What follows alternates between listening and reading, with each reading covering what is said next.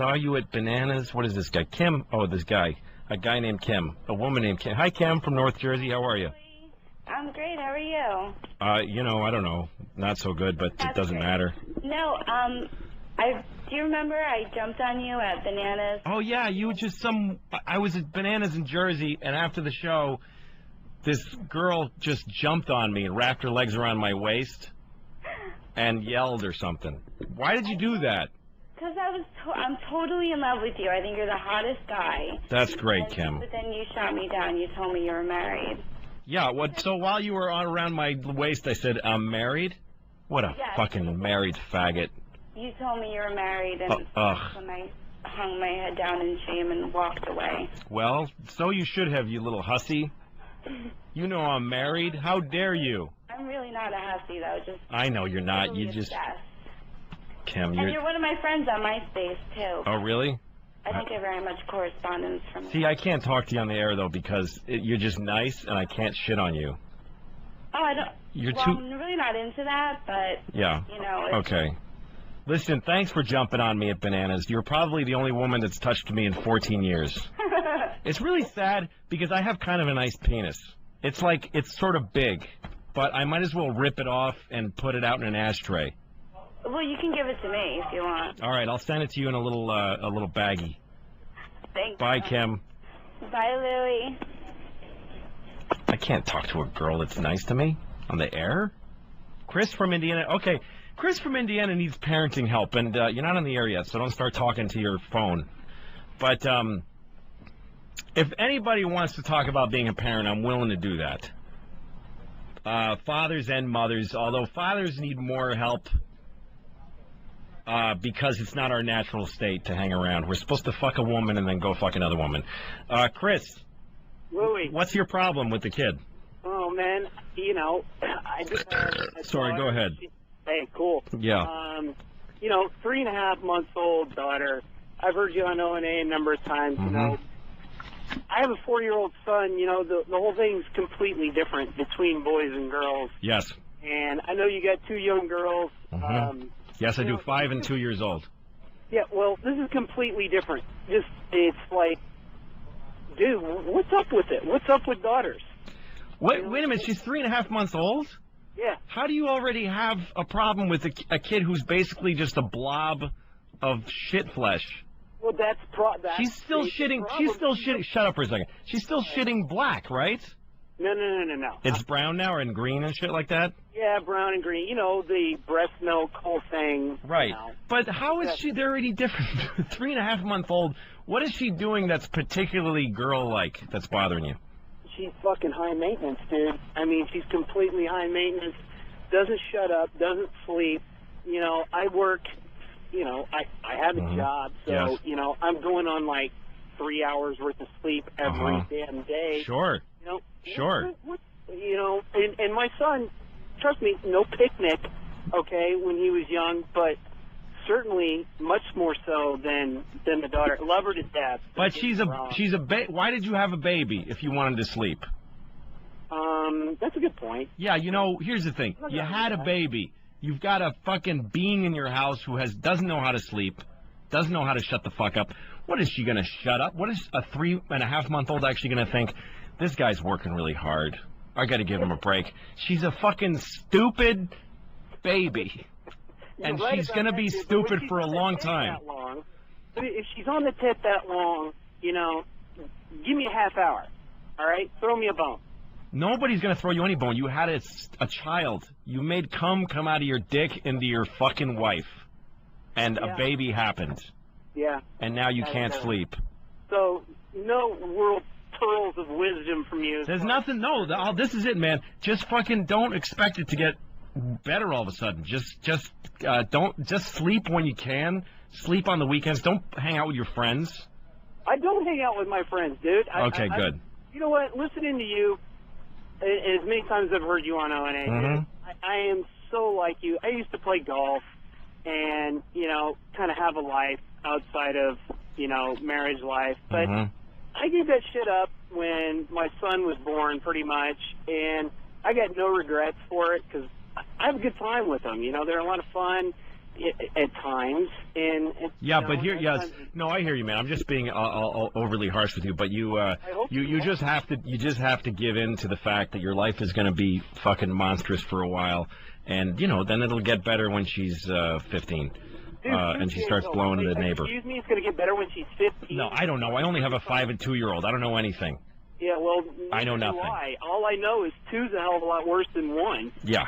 It's hard. It's a hard thing to do. The thing that drives me crazy are parents that want results from their kids as if they're a product. Like people that hit their kids because that quieted them. Like, what did you have a fucking kid for? Listen, man, good luck. You sound like a good guy. You're doing the best you can, and it sucks right now. There's nothing anyone can say that's going to make it better. Hey, by the way, I thought of you today because my daughter finally had a shit that went up her cunt. That's terrific, man. Yeah. And God bless America. Exactly. All right, Chris, I hung up on you in the middle of your sentence because it pleases me. Some guy wants to talk about Vicodin. What's up, man? AJ? Hey, how's it going, Louis? That's all right. What's up with you? Tell me something. I miss Bill Hicks. You miss Bill Hicks? Yeah. He was a funny guy. That makes me sad. But, he's dead now. You know, that Vicodin you got, if you crush it up and you snort it, it's kind of like, smoking a bunch of joints, except it's completely different. I never tried snorting Vicodin before. I don't like snorting things. Yeah. Yes, I do. Why did I just say that? I'll try it. Thanks, AJ. All right, man. He waited a long time to say that to me. That really makes me sad. Not really. Okay. Doug in New Jersey. What's up your ass? Louie, love you. Love the show. Thank you, Doug. I was just wondering who you were going to vote for in the 08 election. Oh, fuck, I don't know. I think they're all cunts. Get this red-headed jackass off the radio! I'm not cutting you off. Keep yelling. I'm not cutting you off. Keep yelling. Why did he hang up? That's all he's got. Does he really? Was that like a... Here's the thing. It's clear this is a total train wreck. Why would anybody bother to call to say this guy sucks? I'll give you that this sucks and that I suck. But hey, if you're actually calling to tell me that I suck, you're still listening. So fucking go shove a fucking rock up your mother's cunt so that when she's pushing it out, she's finally giving birth to something useful. Okay? And you can hang out with that rock like it's your big brother and get advice from it. You fucking cunt. I'm not even mad. I don't care. Enjoy yourself. All right. Jeff from Nolans. What's up, Louis? What's going on, Jeff? Just curious, man. My daughter's 11. She's starting to wear those little hot pants with, the lame, like, hot ass and stuff like that on her shorts. And she started developing stuff. What do you think about that? God, I don't know, Jeff. My daughter's oldest is only 5, so I'm far away from that. Where does she get these shorts? Who buys those shorts for her? Well, she goes sleep over at friends' house and stuff like that, and she comes home with them. You know, here's the thing, Jeff. Your daughter, 11 years old. What's that, 6th grade? Yeah. Okay, I remember 6th grade. Boys and girls were kissing already. And girls are sexual people after that age. So that just is what it is.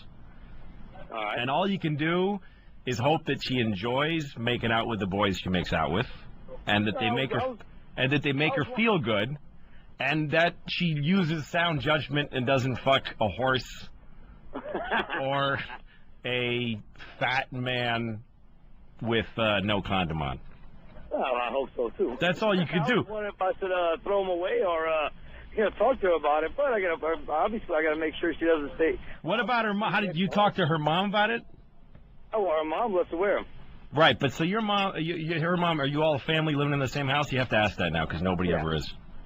Yeah, so talk to your wife and say, what do you think of this shit with the hot pants?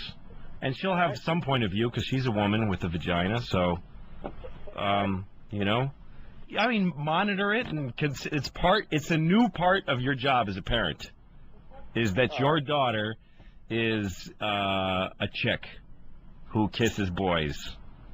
It's the way it is, man. And someday the day is going to come when she's going to suck a dick. It's going to come, and you're going to still need to be her. Yeah, I got to deal with that. You're going to have to be a father of a person who blows people. I know. Unfortunately, I got to deal with that. But I love you, Louis, man. All right. When you coming down to New Orleans? I don't know, man. There's no comedy clubs down there, but I will come down there soon. I really want to, so I will. Man, I hope so, man. You got a following down here, bro. Thanks a lot, Jeff. Take care of yourself. All right, man. Have a good one. Drunk-ass fool talking about titties. This is Ron from Philadelphia. What's up, Ron?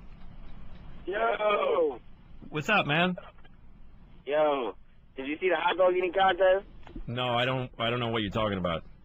Nathan's hot dog eating contest. I don't know nothing about that. Yo, Pat from Unaki was in it. I don't care. You don't care? You don't like Pat? I don't know, Pat. I have no idea. Yo, anyway, Louis, you were the shit in New York. You fucking killed. We came all the way from Philly to see you. You were one of the best. You're a fucking king, Louis. Thank you, Ron. Take care. Among mortals. Go get drunk again. Take care, man. Good guy. Sorry. I like that guy. He was drunk. There's a guy from Eddie from Delaware, and he does nothing by his name. He just exists. I'm putting him on. Eddie, what's up your ass, my friend? I just wanted to call for Cat Noise Saturday. Oh. I don't know what that is. Oh, is it Cat Noise Saturday? Not to my knowledge. No. Keep going. Go ahead. More cat noise. Why do people hang up when I invite them to stay on? He could have meowed for 14 minutes. I would have had no problem. Okay, Blake from Oklahoma City. What the fuck do you want, you motherfucker? I don't know what I'm doing. I want to know what I'm listening for. What's planned over the next 2.5 hours? I'm not going to tell you because what would be the point? To listen for. What? I'm going to listen no matter what. So just do you have anything planned? Listen, man. If I was to tell you what I had planned, that would ruin everything. There's somebody coming in here tonight. You're not. No, there's not. There's nobody coming in. It's just me doing this for the whole time. Nothing's going to blow my mind. Listen, what did I say in the first minute of this show? What did I say my goal was? Danny? Well, it's been 26 minutes. I passed the 10-minute mark, and I'm just wondering what else we're going to hear. You know, I'm struggling with this right now because here's the thing. Off no matter what, but well, here's the problem, Blake, is that like I'm trying to find a angle to shit on you from, or just say fuck you, I don't care. But the fact is, your concern is totally well-founded, and you sound like a completely level. You sound like me if I were listening. I'd want to call and say, could you just give me an idea if this is going to get better? Because I don't really want to waste my time. I want to give you the benefit of the doubt. I'm concerned for you because I don't want you to feel bad, but I want you also to know people are listening, people are laughing, but so don't feel bad about nothing going on. Oh, listen, this is just the way it's going to go, and hopefully it will develop, but I have no idea how. I really don't. I have no plan. It's just solo the whole night? The whole night, 3 fucking hours. And I'm on a 3-hour drive right now, and I just started, so I will be in the car for the entire time. Stay listening because you're giving me a impetus for I don't even have command of the language. I have no business broadcasting. You've given me a goal. Now that I know that you're in Oklahoma City, which is the shit cunt of America. I'm in Dallas on my way to Oklahoma City. That's even worse. That you're going from Dallas to Oklahoma City. That's Oklahoma City, boomer sooner. That's like driving from a fat woman's cunt into her asshole. And now that I know that you're doing that and listening, I actually have like motivation to try to make something happen. So keep listening. Ryan Regan was in Oklahoma City the other night. I went to see him. Why don't you ever come to Oklahoma City? You know what? I spent New Year's Eve in Oklahoma City. Where'd you go? I worked at a place, this is so many years ago, and it was called Joker's Fuck You. I don't know what it was. No, that's awful. That's awful. Oh, God, it was the worst night of my life. So I have kind of a problem with Oklahoma City. But I will come there. I mean, I know 50 people that will have a ticket in 5 seconds. That's great. I'll make $14. No, thank you, Blake. Those 50 people will tell another. Thanks, Blake. I swear to God, this will get better. You suck a bag of dicks to yourself, my friend. Take care. All right, see you. How did you get... Okay, let's see. Matt from Long Island. Go ahead, man. What's up?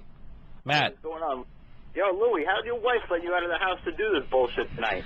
You know, it's actually a good question, because I was in upstate New York. That's where our house is now, and I said, I got to go down and do the XM show, and she's like, well, what time is it at? And I said, 9. And she said, so what train? I said, I want to take an afternoon train so I have time to get to the city and, you know, I didn't want to get to the city at 8 p.m. and run here and do the show. And she's like, why not? And I'm like, because it's the fucking national satellite radio show. And I would like 2 hours to sit in a fucking park bench and go, what the fuck am I going to do? That's why this show sucks. Thank you, Matt, because let's blame it on her.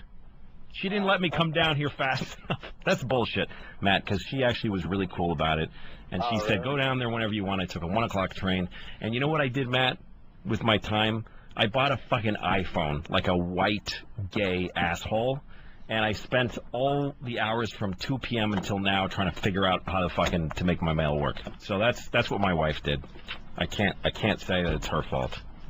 All right, well, I think you're a genius anyway, even if the show does suck, huh? It does, doesn't it? God damn it. Thank you, Matt. All right, who else here?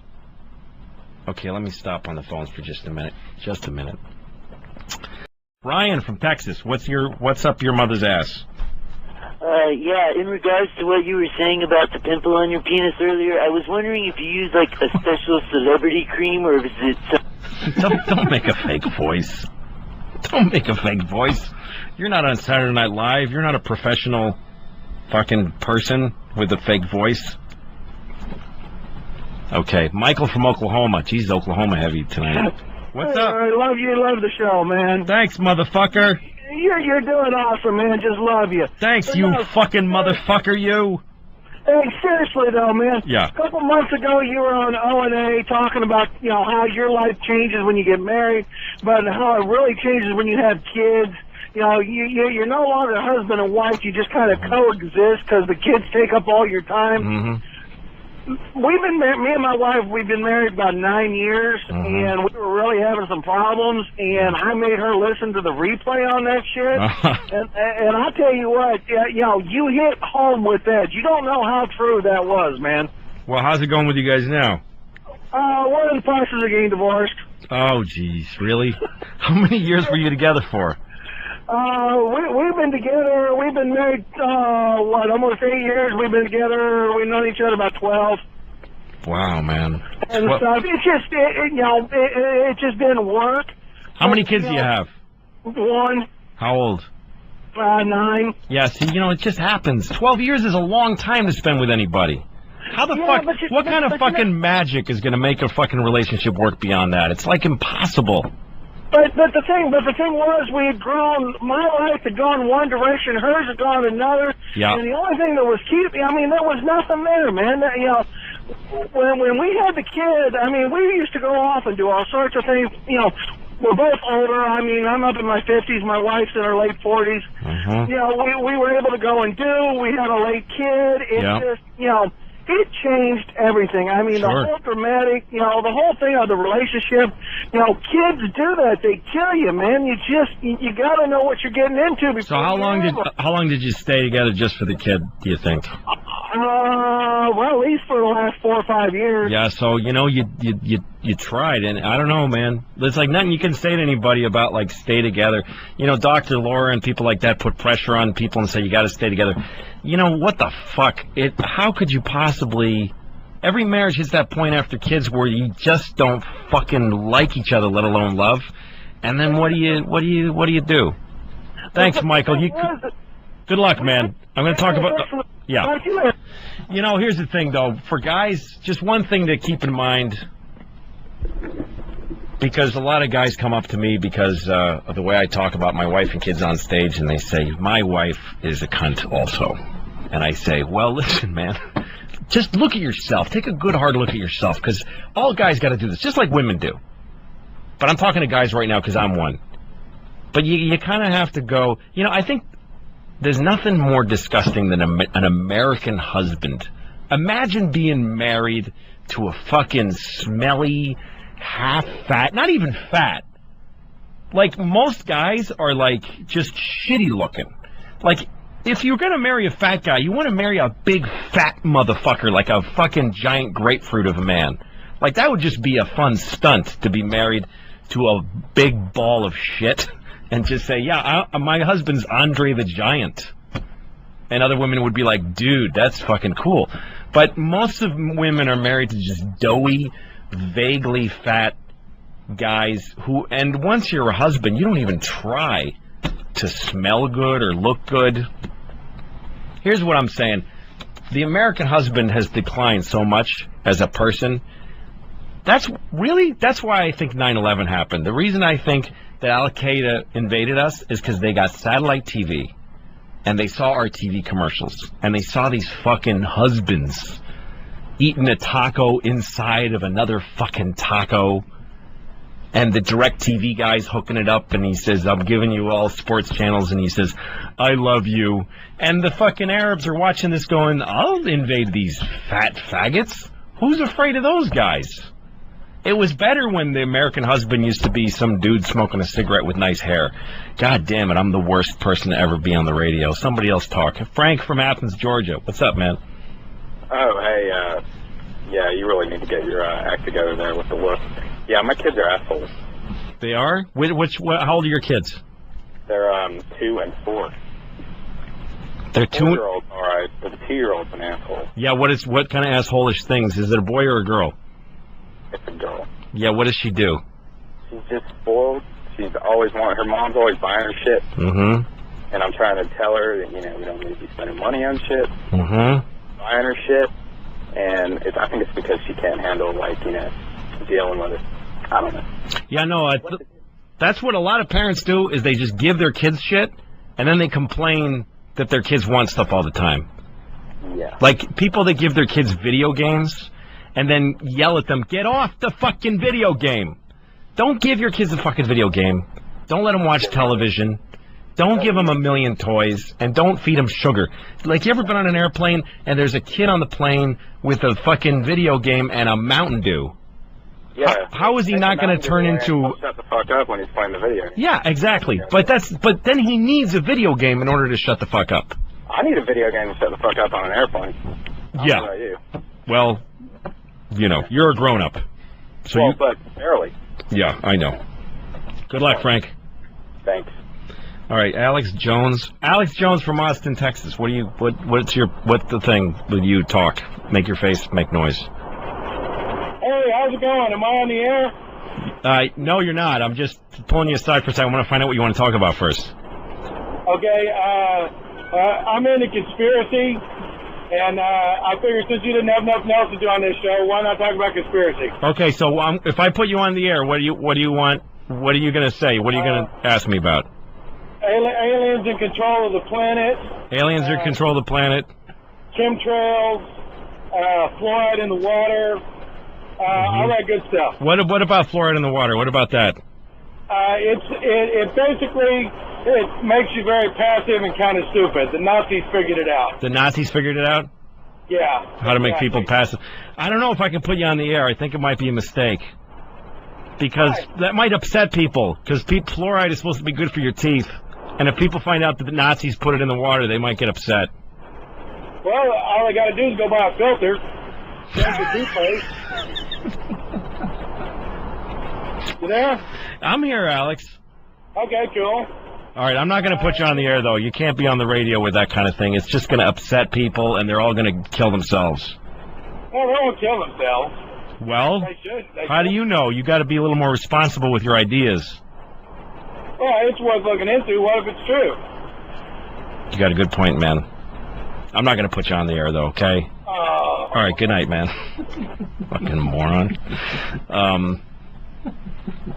Okay, let's see. What do we got here? Okay, what does this guy want?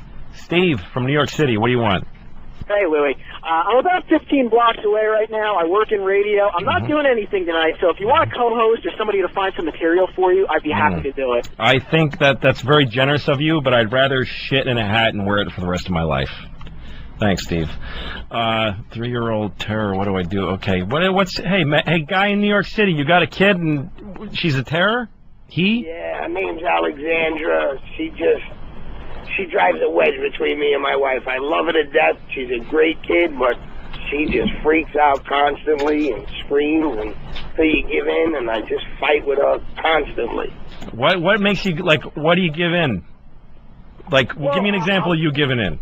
An example, I'll say, don't do that or I'm going to take that away. Mm-hmm. And she'll do it, I'll take it, and then my wife will say, don't do that, you're torturing her, and I give it back to her like a chump. Have you ever talked to your wife about this? Yeah, she's just stubborn. My wife is thicker. But here's the thing. Just try this. and I don't care if this is boring for listeners because this is important for you to know. Take your wife aside later. Don't fucking, because I know what happens. She says, give it to her, and you turn to your wife and say, what the fuck did you do that for? And she says, well, you're torturing the kid. And the kid goes, nah, and then you just leave the room and go drink a beer and shit in your own mouth for the rest of your life, right? Well, basically. So try this, man. Just next time you're sitting with your wife watching fucking Dancing with the Cunts or whatever it is, just turn to her and say, can I talk to you for a second? And she'll go, what? And say, don't say what like that. Just listen. Maybe I have something to say. And turn off the TV. And say, okay. Listen, when I try to discipline the kid or try to bring consequences to her for what she does, please don't undercut me. Can you see how that's a drag? And your wife's going to argue with you. But, yeah, it's happened numerous times. Yeah, but don't do it in the heat of the moment. You got to do it at a time where you're not fighting, when everything's cool. You got to bring it up out of nowhere when everything's okay and establish a fucking... You know, here's the thing. Being a parent, it's like being at war. And the way that we do it, it's as if we were a platoon in the army that didn't even, like, kneel down and draw some pictures in the sand with a rock and here, you go here and you go there. You know, like if you're a platoon, you're going to take a building or something full of brown people that you want to kill. You have to draw a picture of the building in the sand. And you say, you go here, and Johnson, you go here, and all that kind of thing, right? Right. Otherwise, it would just be like, let's just go get the building. And then people are shooting at you, and you're going, you fucking idiot, go over there, and yelling at each other. That's what parents do. So you need to actually set some time aside and decide, when I say, stop that or I'll take that away, you've got to fucking back me up. And if she has a better plan, let her come up with it.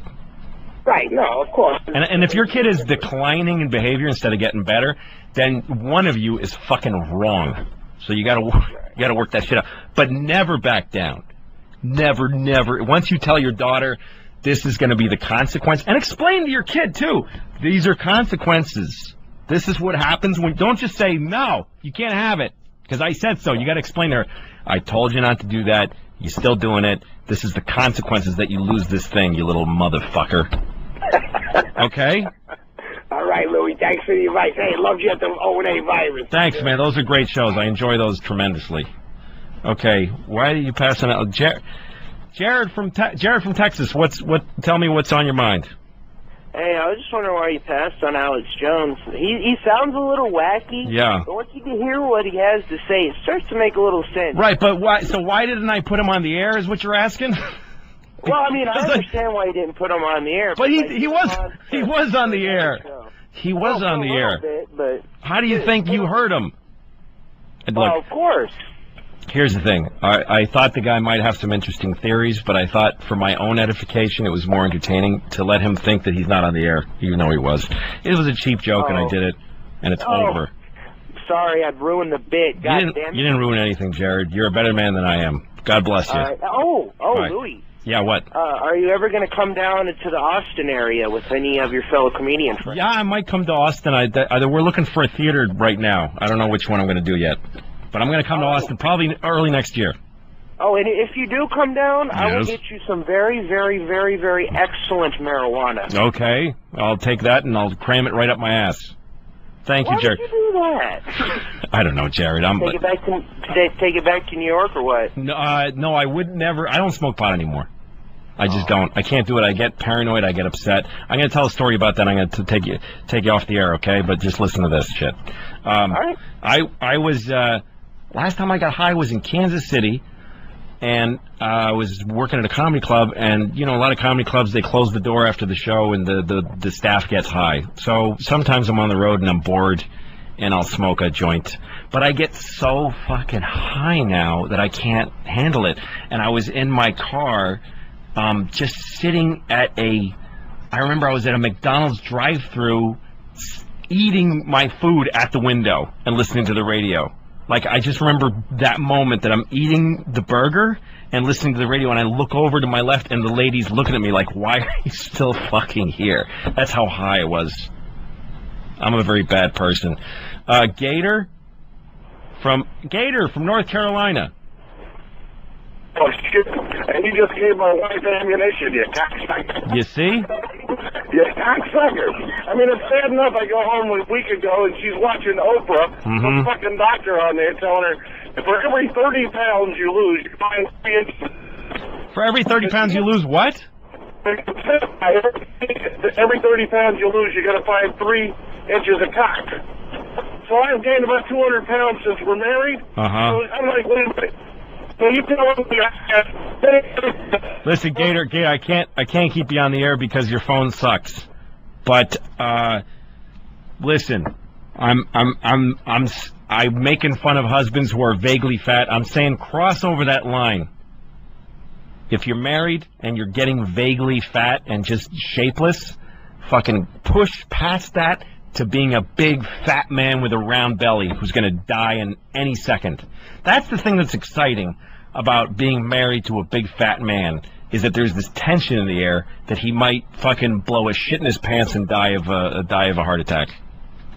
How is that not fun? Katie from New York, what's up? Hey, Louie. My boyfriend and I watched, I think it was it HBO? Was it One Night Stand? We watched your show on HBO the other night. Yes. I think it was Shameless, my hour special, which is available on DVD, by the way, for all you folks that want to let me have some money. Go ahead. Yeah, we really liked it. We were laughing our asses off. Thank you. But we were wondering, because you said kind of some mean things about your 4-year-old daughter, which was really funny. Yeah. But, like, what are you going to do when she's like, Daddy, what do you do? Can I watch? I don't know. You know, it's a good question. I don't know. I don't know what I'm going to do because those are real kids. And and they exist in the world. I think I'm going to have a long talk with her one day and then show her everything. That's what my plan is. That's what I'm going to do. Tell her that you have another kid that you were talking about. That's what I should say, is that she has a sister who died. She was an asshole. Because she was an asshole, and she fucking gave a guy the finger, and he hit her with a truck. And moral of the story, don't ever give some stranger something. Yeah, exactly. You know, here's the thing, though, Katie. This shit puts a roof over her head, so she can fucking go fuck herself. Thank you, Katie. God bless you. No problem. All right, somebody that's been on for too long on hold. Rob from Long Island. Is that me, Rob? Yeah, that's you, Rob. What's up, Louie? How you doing, buddy? Good, man. How are you? Listen. Love the show, Lucky Louie. Awesome. Love Jim Norton, O&A. Yeah, me too. Bringing up kids. I'm trying to teach my daughter to be a lesbian. You're trying to teach her how to be a lesbian? Yeah, because I don't want any guys just fucking stabbing her in the cunt with a fucking cock, and then, you know, all of a sudden they're going to own her, you know? Or... You don't want any guys stabbing her in the cunt with their cocks. Exactly. Wouldn't you like a fella to make love to your daughter and make her happy? How often does that happen, buddy? I don't know. I mean, it's going to be sincere with some guy who's not going to just divorce her in a couple of years, and, you know... You're looking too far ahead. At some point, someone's going to fuck her and she's going to like it. Not every guy, how old is your daughter? I'm 37. My daughter is 13. Your daughter's 13. Look, at least a few guys are going to feel her up. It's going to be exciting for her. Someone's going to fuck. Not every kid that's fucking her is going to divorce her when she's, 38. Yeah, but the one that's going to try to, marry her and whatnot, I'm sure it's going to end up in divorce, and then she's going to get screwed or whatever, or, Yeah, well, so what's wrong with that? Seriously. I don't know. Pressure on me. What do you want from... So, because you think she's going to move back home with you? Yeah, exactly. Yeah. I got a boy who I don't really, he can do what he wants. He can go out and just... So how are you going to teach your daughter to be a lesbian? How are you going to go about doing that? She's already a racist, so... She's already a racist? Yeah, she's already a racist. My father and my father-in-law... Right. Just don't like black people, and so... You don't like what? They don't like black people. My father and my father-in-law taught her to dislike black people. Do you not like black people? Of course I like black people. I don't give a shit. All of them? All of them? What about the bad ones? Yeah. No, so your father and your brother-in-law, did you just say? My father and my father-in-law have taught your daughter to not like black people. Not like black people. How did they skip you to her to tell her not to like black people? Because I'm very quiet and I'm very shy, and then I don't really push those issues on my kids, you know? But this is exactly the thing, Rob. This is the answer to all your questions. What's going to happen to your daughter when she gets heartbroken, and how is your daughter going to grow up a racist? The answer to both of them is you. You have to be a real fucking father. I am a real father. I know you are.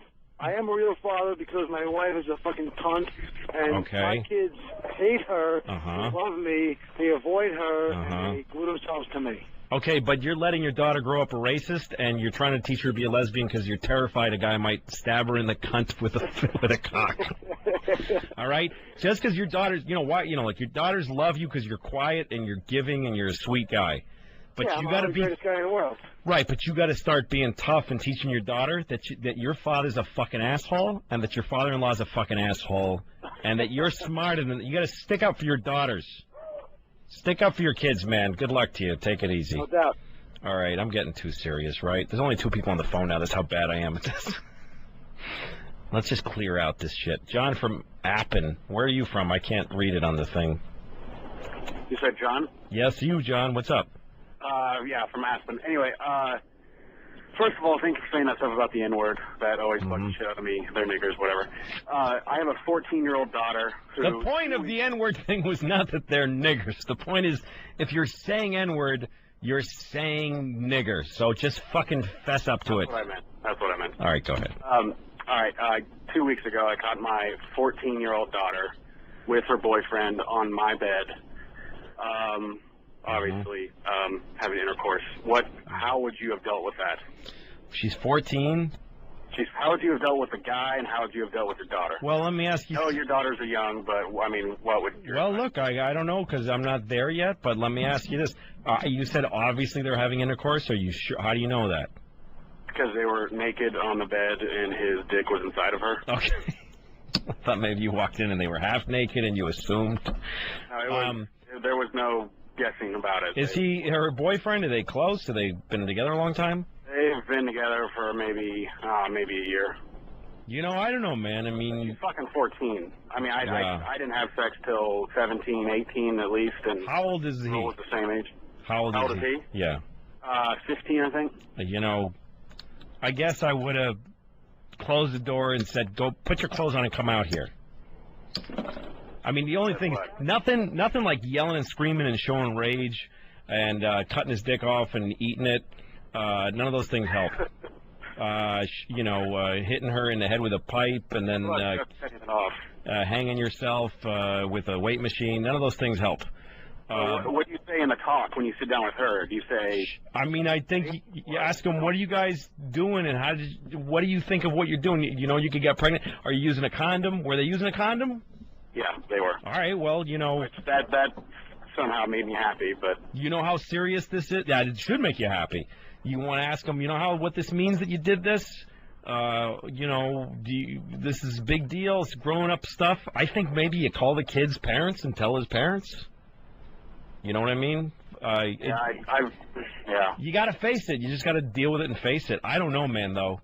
You got to call an audible on a situation like that. My wife just freaked the fuck out and didn't know what to do, and I was trying to calm her down and tell her what we should do, and I don't really have much of a clue. No, you don't, but at least you're wondering what to do. If you just react with your own personal emotions, you're failing your kid, I think. Yeah, I think you got to try something.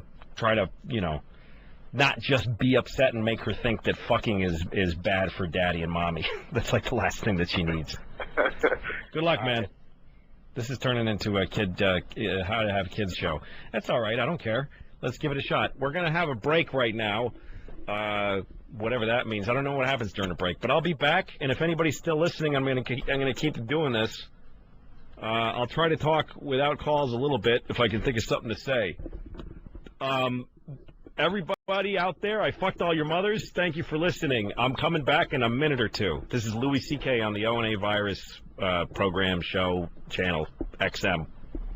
Hey, this is Louis C.K. It's Louis C.K. Louis C.K.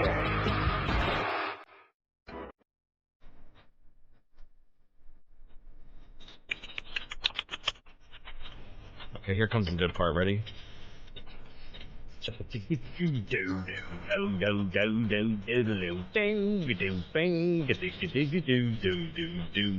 Wouldn't you like to listen to this the whole time? I mean, me going all right, turn it down. He's still fading the fucking song.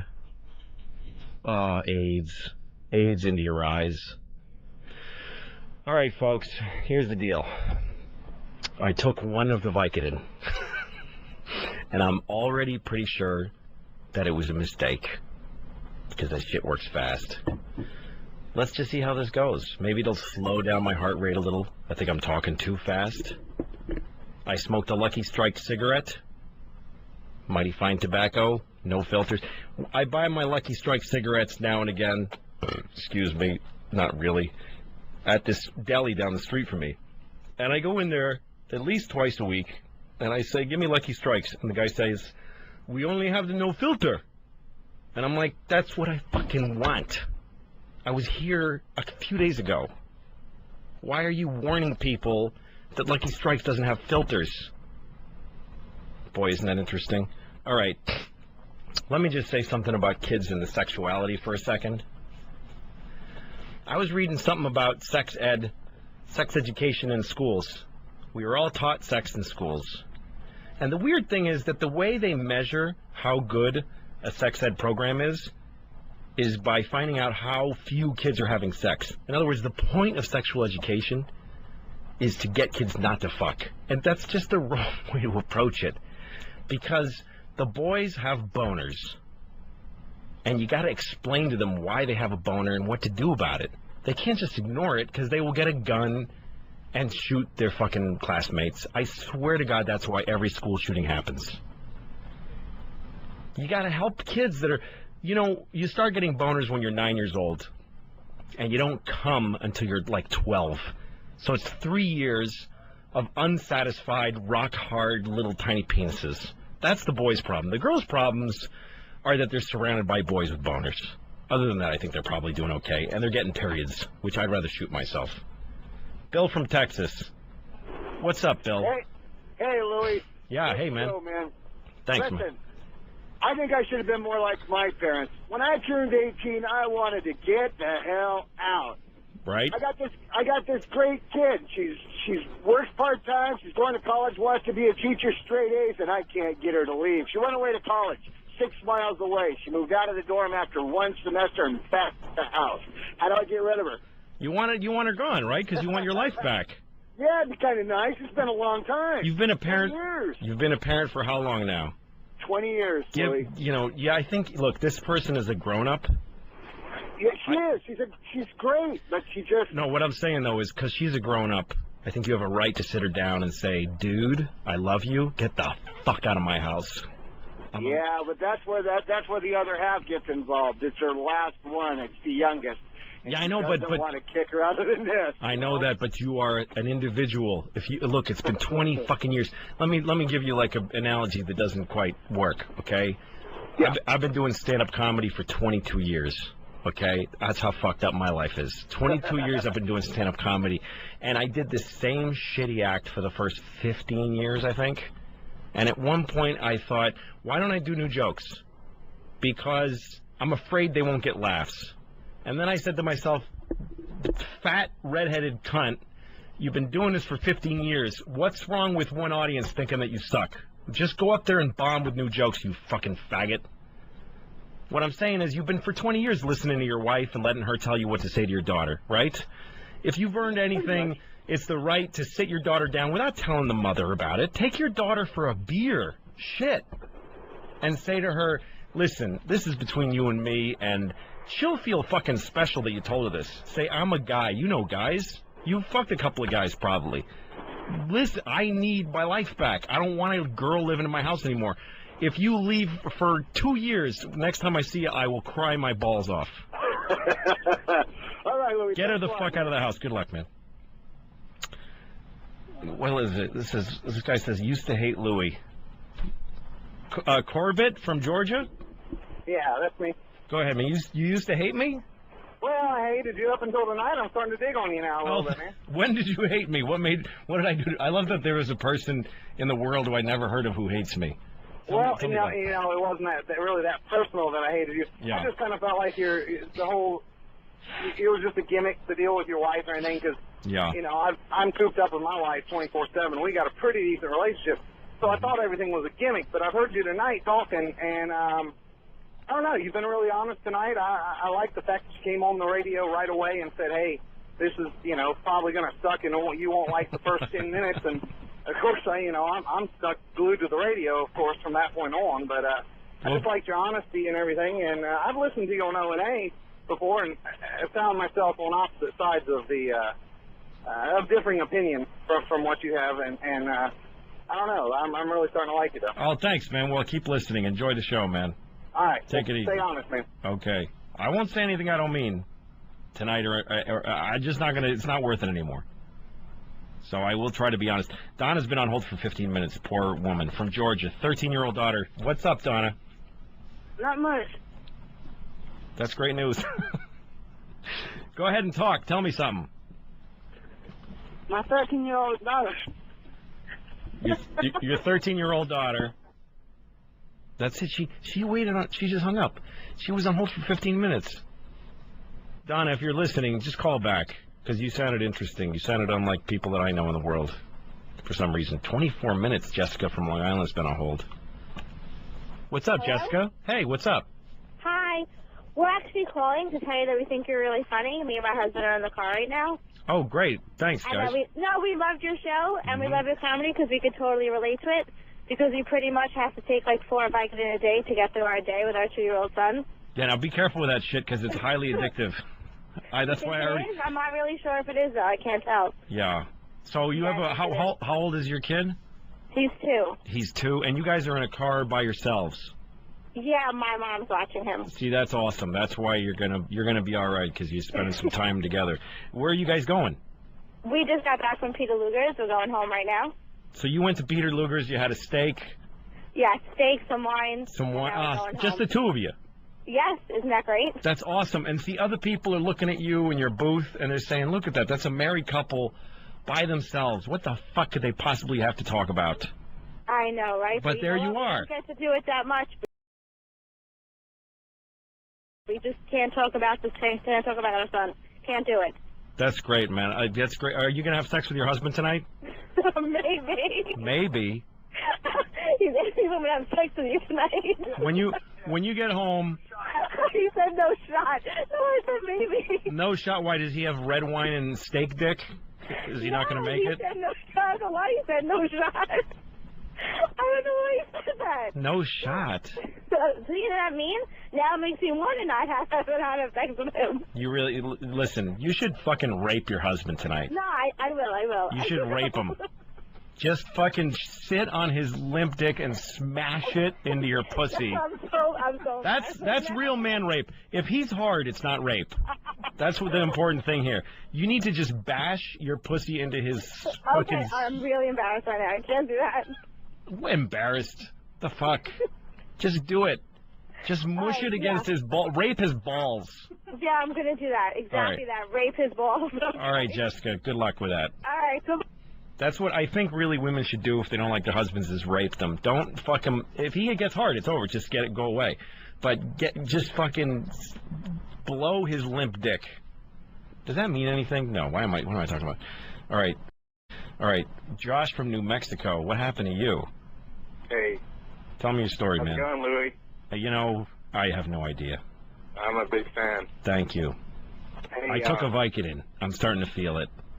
Okay. I talked to Patrice about the situation. It was a little different. Did you hear how he dismissed that? I said I took a Vicodin. He goes, yeah, okay. Listen, I talked to Patrice. Go ahead, Josh. What's up? You talked to Patrice about this. What happened? Yeah, it's evolved since then. Back then, she just got pregnant. But right now, we're moving in. Should I marry her just because we're having a kid together? Why what would be the point of marrying her? It's just old rules, I guess. Does she want to get married? She wants to get married. Her family wants us to get married. Fuck the family. Fuck the family. They're not living in your house with the fucking shitty kid and the two of you yelling at each other. Fuck everybody else but the two of you and this fucking awful thing that's going to come out of her vagina. So should I feel bad whenever she says, you have to marry me? Yeah, because... Can I tell her no? How do you feel about her? Do you like her? Do you love her? Yeah, I love her, but I'm not ready for a marriage. But you're going to have a kid and live together. So... Yeah, well, I hear what's going on with your, whole, it's just a miserable... So you want you want to be able to exit. You want a way out? I don't really want a way out. I want to be in the child's life and everything. Right, and you want to be with her because you love her on some level, right? Yeah. But you don't. So what is it about getting married that is like a block for you? That's stopping you? I guess it's just the other pussy that I wish I could get. Ah, the other pussy. How old are you, man? I'm 25. 25. There's so much pussy that you're gonna. If you don't marry this woman, next week you're gonna fuck Jessica Simpson. I swear to God. Oh, yeah. You're gonna fuck every woman on the earth. No, really. Here's the thing I would say, and I am at the shit end of a long road of a tough marriage and kids, which means just like any other marriage and kids. All right, there's nothing special about me. The one thing I can tell you is that you have to be totally honest, no matter the thing that you're really fucking afraid to say. Married people are always two people in a room, and both of them have something they really wish they could say, and they will die not saying it, and it will ruin their lives. So what you need to do is say to your girlfriend the fucking following list, which makes you not a monster but a human being. A, you are excited to be you want to be a father to this kid. B, you love her and you want to be with her right now. C, you're only 25. You're fucking young, and you still want to fuck other people. Oh, yeah. She has to know that. And if finding out that you want to fuck other women makes her want to go away from you, that's the reality. You want to fuck other people. You still want to. Yeah, but that goes up against the whole relationship part, doesn't it? Not if it's the way you. Not if it's the way you feel. And maybe it doesn't mean you have to fuck other people, but maybe all that means is that just don't make me marry you right now. Or is it? You know. I'm gonna get her a 5-year subscription to Bride magazine. So. Yeah. Is that a car crash? One thing I would say though, no, I don't care. I'm not going to judge you. You think I'm doing anything? If I was killing on this show, I would do the car crash, even though I don't have that button. But I can't judge a single person for making a shitty joke on this show right now. Look, man, just fucking tell her how you feel. Just tell her. Tell her. You don't have to say I want to fuck other women. Just say I'm really having a hard time marrying you, and don't bullshit her about it. And fuck her mom and her dad and all those people, and your mom. Fuck all those people. It's easy for them to fucking push you into some shit that they push themselves into. Fucking idiots. Yeah, Louis C.K. Shameless. Good luck, Josh. Yeah. He's gone. Let's see. Yeah, man. There's really not a great answer to a lot of these questions. I mean, it's like raising a kid. We live longer than we're supposed to already. Romeo and Juliet were 12 years old, by the way. Like, you're supposed to marry in your teens and have kids and then die of diphtheria or some other fucking yellow skin disease when you're like 30. So look, man, it's tough. John from Cleveland, what's up, man? Hey, Louie, love you show. Thanks, John. What's up? Listen, I just got married about 5 months ago, and I've been listening to these guys calling and you jib-jabbing. I'm like, I'm expecting my first kid, and quite frankly, you scared the fuck out of me now. Well, how's it going? Are you happy? Yeah, it's only been 5 months. Right. So, look, man, just what do you expect? Here's the thing. What do you expect it to be? Just great all the time? It's going to be really hard. But the other flip side of it is you could die in a room by yourself with a nurse wiping your ass if you're lucky and you got the health care. God, I hope so. So, at least you got somebody. I rode the train with my wife the other day. I fucking hate being on a train. Hate it. And my wife and I are having a hard time right now, but she was sitting next to me and I had somebody there with me. So it's worth it. But the fucking, you talk about these kids being miserable, and I'm like, I'm not ready to grab a coat hanger now. John, it's going to be fine, man. You're going to have kids, and here's the thing. On paper, having kids sucks. You can't sleep. You have to touch shit with your hands.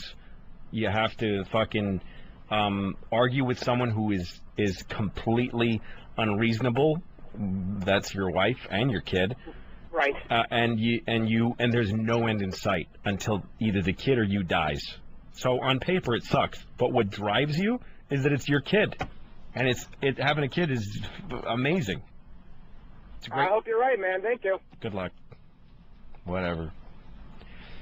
How bad is this show so far? I'm enjoying it, folks. So if you're not, you know what to do. Sharon, I don't know where you're from, but say something. Where? What? I'm from Franklin Square, Long Island. All right. Well, go ahead and say some words with your face. Well, first of all, you're on Vicodin, correct? Yeah, I took one. 750 milligrams. What did you take one for? Because I'm stressed out, and you know what? The thing is, I took a couple the other night because I couldn't sleep, and I needed to sleep really bad. Oh, that'll do the job. So I took 2 Vicodin, and it felt amazingly good. And so when I left the house tonight to come and do this show, I stuck 2 Vicodin in my bag saying, look, man, just take one. Good for you. And I took it. I'm telling you. I broke my foot on the 4th of July, and I am as high as a kite on hydrocodone, pal. Sweet. Good shit, good shit. Enjoy that shit, Sharon. Anyway, so the reason why I called was... Yeah? My boyfriend is a big fan of you, and I had never heard of you or had seen any of your acts or heard any of your material until the Jones Beach show for the Opie and Anthony Virus tour. Yeah, that was fun. And we had, what were we, 4th row. Dude, killed. Oh, thanks, Sharon. I'm a forever huge fan. Thank you very much. You're opening line with your daughter like, oh, she's a C-U-N-T, and you're like, what? Have you ever hung out with her? Now, why did you just spell cunt instead of saying it? That's what I want to know. I don't know. I'm just like, you didn't even say C word. You just went ahead and spelled out cunt. How did that save you? I don't know. How did Jesus look the other way because you spelt it? Just say. I think he probably held his ears on that one. If you mean cunt, just say cunt. Listen, if Jesus didn't mean us to say cunt, he wouldn't have invented cunts. No, good point, good point. Thank you, Sharon. I can say cunt, cunt, cunt, cunt, cunt. Fucking till your lips bleed. Enjoy it. Take care, Sharon. Bye. See, I can't keep people on that are just telling me that they like me, because who wants to hear that? Like, if I'm listening to the radio and there's somebody talking to somebody and they're enjoying themselves, I want to fucking die. Okay. Ray? Hi, Ray. Hello, Ray. Ray from North Carolina. Are you there? I think he has me on the other line. And then he hung up. Donna. Donna. Donna! Hello? Donna, you're on the air, you motherfucker. What's up? My 13-year-old having sex. Your 13-year-old is having sex? 3 niggers. What? With 3 niggers. With 3 niggers, you say? Yeah. Why do you call them that? Because they are. What makes you say? What makes you call a person something like that? It's different. Niggers are bad. Black people are good. You know, Donna, you're boring. And your fucking vagina smells like 4 onions and a potato. Okay? How do I make my baby quiet? Bobby, what's up, man? What's going on, Louis C.K.? Oh, not much. Tell me what do you want to talk about? All right, here's the thing. I have a 16-month-old baby. We put him to bed. Me and my wife want to start fucking. I'm about to come. All of a sudden, he wakes up crying. Holy shit! Holy shit! How did that happen? That's what I want to know. He's in his room. I'm in our room. 2 totally different ends of the house. Yeah? But yet, he wakes up crying. Holy potatoes! How did that happen? What is he, a baby or something? He's 16 months. Bobby, that's the way it goes, man. It's just gonna be like that. So you're gonna tell me I'm gonna have blue balls for the rest of my life? No. What time did you put him to sleep? What time did that happen? We put him to bed at about 9 o'clock. Does he take a nap ever? Yeah, he takes. Hey. But do you work while he's taking a nap, or are you ever home when he's taking a nap? No, I'm working. So's my wife. Oh, well, I see. That's fucking hard. This is what you signed up for when you had this kid. It's really hard. Anytime you have free, you really want to sleep, right? Half the time. Yeah. You finally get your dick in your wife, and your kid starts screaming. This kid gives no shit about nobody but himself. Even if your kid knew that you were fucking your wife and how important that was to you, he wouldn't care. That's how fucked up it is to have a kid. I remember one time, Bobby, that I was really sick, and my daughter came up and said, take me outside so I can pick blackberries, she says. And I said, I'm really sick, honey. Like, it would hurt me so bad to go outside. And you know what she said? Take me outside so I can pick blackberries. They don't fucking care. The kid only wants the thing that he wants. But that's your new job. Fuck her faster. That's all I can say. You have to learn how to come when you hear the sound of your kid crying, which sounds fucked up. But if you want to come, that's what you got to do. When your wife says, I'm getting up, fucking hold her down and get the jizz out. And Not a problem. Then let the kid cry for a while, by the way. Let him cry. We do. Good. But after a while, it gets too annoying. Right. Well, look, he's scared. Imagine being only on the earth for fucking a year and 2 months, and you wake up, you're in a dark room, you don't know where your parents are, and you start screaming, and one of them comes up with a belly full of jizz and says, shut up. It's tough. It's tough for everybody in the whole family. But there's nothing I can do to make it easier for you except for that it does. How old is this, your first kid? Yes, it is. It totally gets easier. They start sleeping longer. It just gets easier. You're going to turn a corner, and you're going to start fucking your wife again. Look, man, I'm impressed your guys are fucking with a 16-month-old kid. I'm impressed that you want to and that your wife wants to and that you're getting it done. You're way ahead of the game. So, good luck, man. He's gone. Who else needs dating advice? What the fuck would I know about dating? Tony from Arkansas. What's up, man? What's up, Louis?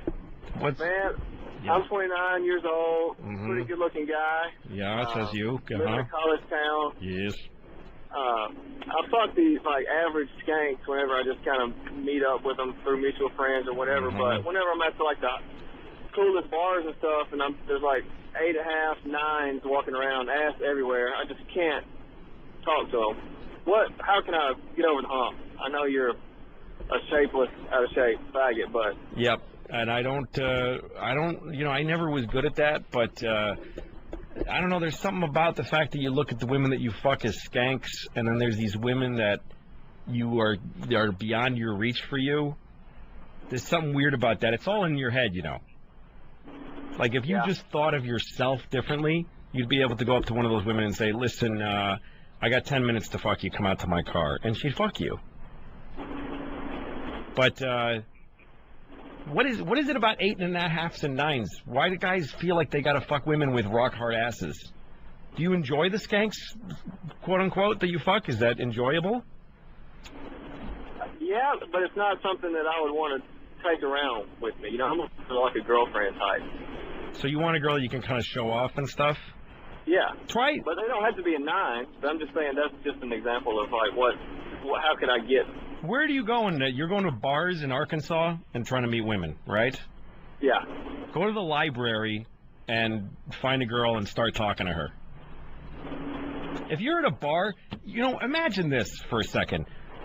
Try to put yourself in the shoes of a 9.5 or 8 or whatever you call these women. Like, imagine being a hot girl at a bar. How fucking weird is she? Like, what is her life? She puts on some sexy clothes, she works out to keep her body fit, and then she hangs around a bar and hopes some guy will talk to her. I mean, what kind of a fucked up weird existence is that shit? I mean, what do you do? What do you do? You work? Yeah. What is your job?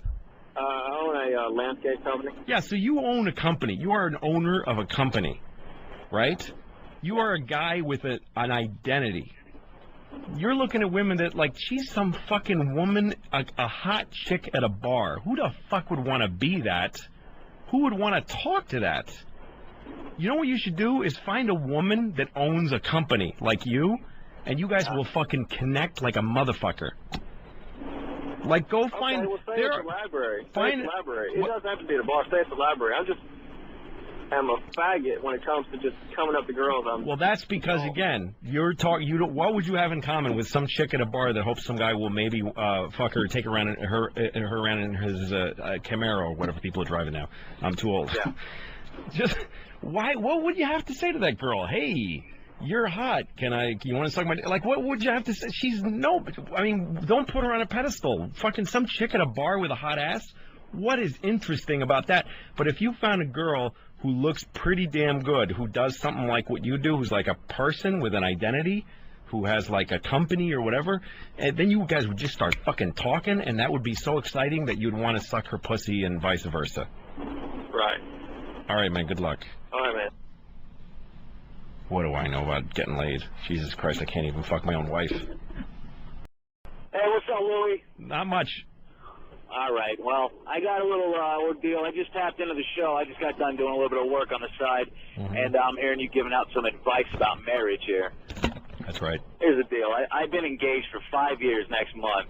Jesus. I'm not sure. Well, because I don't want to do it. Everybody I talk to is, well, don't get married. Don't get married. Here's you. You got, you got her laying in the bed, doesn't want to look down your pants. So, I mean, I can get plenty of stuff on the side. I can go get whatever. But then again, I need to settle down sooner or later in life, and this is the one. But right now, I'm not done having fun. I'm in my mid-20s. I mean, do you have any suggestions? If you could go back and do it all over again, where would you shoot? Oh, geez, I don't know. It's hard because I didn't know what the fuck. I don't know. I really liked being with her, and we just decided to get. We were like, I knew I wouldn't find anybody I liked more than her, so I married her. But I was kind of like, I wasn't in the Hall of Fame of getting laid anyway, and I had a lot of strange pussy. I fucked a hooker in a building with a broken window, and I figured, I've been there. Fuck it, one woman. What's the big deal? Well, what about right now? You got fame and fortune. You got a little bit of fame, a little bit of fortune. You can go out and get some pretty heavy stuff right now. No, I really can't. That's what keeps me pretty happy, is knowing that if I was single, it would be equally bad. But never mind me, because I'm weird and my life makes no sense, and I also took a Vicodin. But what's with this woman's been hanging on for 5 years with you? Does she? Well, here's the deal. I chased her around in junior high school since we were like 12, 13 years old. Shit, this is like the woman of your dreams then. Right, I chased her around. When I finally got her, it lasted for like a year or two, but now, I know everything about her, and we just sit around and stare at each other. Don't get married. Don't get married, If you have doubts, don't get married. Well, I don't have doubts about later on. I got doubts about now. Yeah, well, right see, now, you're I'm in my prime. Well, you're kind of hedging your bets. You want her to hang around. But you got to be honest with her. You got to tell her, I'm not done fucking. So if you're still around when I'm done fucking, let's get married. But I can't help you, man. If you're getting pussy, you got no business asking anybody for advice. Just fuck the pussy that you have, and then lay there and lay there afterwards and go, that was good pussy. Oh, boy, did I enjoy that pussy. Then just move over to cock, huh? That's all you got to do. And then someday you'll die in a room by yourself, surrounded by strangers. So good luck with that. Matt from Sacramento has been on hold longer than anybody in the world. Hello, Matt. What's up? Hey, what's up, faggot? Not much, motherfucking cuntwad. All right, good son of a whore's ass. All right. I had a parenting tip for you. Okay. Or parenting question is actually what it was. Those are two opposite things, but go ahead. Right, yes, most definitely. Yeah. I'm having a hard time getting my son to take a dump in the shitter. It's taken a long time, and he's to that age where he knows how to take his diaper off. Yeah. So he'll take a big shit in his diaper and then hide it, and then run out to the living room and smear this walnut corn shit spread all over the couch. So it's a nuisance. Yeah, that's more than a nuisance. Your son is out of his fucking mind. Yeah. How old is your kid? How old is your kid? 3.5. 3.5. And so he shits in his diaper and smears it on the couch. No, he shits in his diaper and hides it, and then after I wipe off the shit spread from the couch, I have to go play hide or find the diaper. Oh, I see. Because it's a game we play afterwards. Does he think this is funny? Well, there's a little chuckle from time to every now and then, but for the most part, I think it's just he needs to be put on the shitter. And I've tried it, but it doesn't work. So what's your advice? Well, it's hard because here's the thing. Whenever you have a kid and they're shitting in their diapers, you go, when is he going to stop doing that? He's not going to be 25 shitting in his diaper. At some point, he's going to stop. But you can't make him do it. You just can't. You just have to wait. But it's hard because boys, see, I got 2 girls, so I'm lucky. Right. Because they're polite and they're nice people and they do their best. Boys are motherfuckers. I was at the shit spread on the couch, right? Yeah, I mean, there's no girl I know that would do that. But boys are fucking crazy. That's going to be him in a fraternity someday, making people eat his shit to pledge the fraternity. I appreciate your optimism for his future. Hey, man, he's probably going to rule the world. Absolutely. He's probably going to be fucking vice president. If you don't think Dick Cheney makes people eat his shit in front of him, then you're crazy. I'm a fool. You're right. Then I am an idiot. Hey, I got another thing to ask you real quick. Yeah, go ahead. How come I'm from Sacramento? Last time you were at the Punchline, you just dipped out the back, didn't shake any hands, take any pictures, or plug your DVDs or nothing like that. Out the back door. Which club was this? The Punchline, over in the How About Arden complex. In Sacramento? Sacramento, sir. God, that must have been a long time ago. Well, I'll tell you what, man. I haven't been on, this is my first tour, the one I'm doing now, since I had a show and people really come out to see me. It used to be... Yeah, I like your show. Your show's good. Thank you. Thanks a lot. Well, people used to come out to, like, until recently, I'd be at a club, and people would just be there because they go to that club, usually. And so I always felt kind of weird hanging around expecting people to come up and want to meet me, because often it wouldn't happen. So I didn't want to force people to feel, oh, there's the comedian, I guess I got to go tell him he's funny.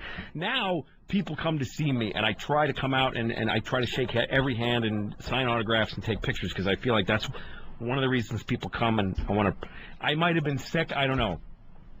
I'll tell you what else. All right, well, I'll anticipate that next time, and I'll tell you what. Yeah. I sat front row, and you look like somebody back in the old torture days where they just smeared them with honey and tied them up to a red ant farm. What? Very impressive visual. Very impressive visual. Oh, because talking to me. Because I'm a big red fucking guy with a white face, I guess. Yeah. It's insanity. I mean, on TV they do something different, but in person, I mean, it's phenomenal. Really? I've never seen it before. You mean just physically I'm very odd to look at? Yeah, I mean, like, you look like you've got red ants all over you. It's impressive. It's impressive. I'd embrace it if I was you. I do embrace it. Thank you, Matt. Yeah, no, I'm a very odd-looking guy. My body doesn't make sense. Okay, Charles, tell me your problem here. Charles? Louis, this is Trent. This is Charles in Missouri. Yeah. I've got a wife that refuses to give me a blowjob. I've been married for 2 years, and she absolutely refuses. Why would she blow you? Give me one reason why she should blow you. Oh, we're unbelievable in bed. I mean, it's really, really good sex. Just no blowjobs, period. So the sex is great, but again, give me a reason why. Like, let me ask you something. If you were standing in front of yourself, would you suck your own dick? If I was drunk. If you were what? If I was drunk and I could, I probably would. Well, give me a reason why a person who isn't you would blow you. I mean, it's a big thing to ask somebody. Right. I don't know. That's a tough question. Here's the thing, man. I'm a decent-looking guy. I've got a great-looking wife. You guys have been married for 2 years? 2 years. How often do you have sex? As we got married, that was the end of it. How often do you? Three times a week. Jeez, that's pretty good, man. Not complaining about that. And do you think that she does she have sex with you usually because she really likes it, or because she's doing it for you because it's her womanly duty? No, only because she really likes her. She's a really good faker. You ever ask her why she doesn't want to blow you? You ever ask her that question? She thinks it's disgusting. There it is, man. I asked. I say, what the hell? I mean. So she used to blow you, and she thought it was disgusting, but you were dating, and she did it because she thought she should. Is that the thing? Exactly. Yeah. And now she doesn't want to. Married, it's over. It's all over. You know, how do you get past that? Because it would be like, imagine if you were working somewhere, and it's a great job, and you love it, and you're making $1 million a year, and the guy says, "I need you to start sucking my dick." If you hate sucking a dick, how do you get around that? You don't want her to do something that she hates doing, do you? She doesn't enjoy oral sex her way either, which is weird. I don't think that's so weird. Look, man, some people like different things. Some people like people shitting in their mouths. I don't understand that either. Some people find it gross to not have shit in their mouth. What are you going to do? Right. So, I don't know, man. I don't know how to tell somebody that, because I can totally identify with not wanting to blow people. So, what can you do? I think fucking the shit out of you 3 times a week is pretty much she's doing her job. That's the wife. I'll let that ask for. All right, man. Take it easy. Appreciate it. Yeah, it's hard, man. I don't know. Here's the thing with blowjobs and marriage. I think that you fuck each other when you're married because you should and because you need to keep each other happy. But for a woman to want to blow a guy, she needs to really love the guy and everything about it. She needs to get past the sweatiness of his balls. She needs to get past so much. I don't know. You know what my advice would be for the guy if he's still listening is you got to spend a week doing shit that you don't want to do to make her happy. Not even just doing what she asks you to do, but think of shit that you think she would like. You have no idea how much power that has. If you approach it right, it is easier to get laid when you're married than it is when you're single. Because when you're single, you have to pick a girl up in a nice car. You got to take her somewhere. You got to go, oh, really? For an hour or two. You have to fucking agree with shit you don't agree with. You have to dress nice. You have to dance a whole dance and think of what to say. And then even then, she's probably not going to fuck you, let alone blow you. But when you're married, if you fucking straighten up the magazines on the coffee table, she's going to suck your dick.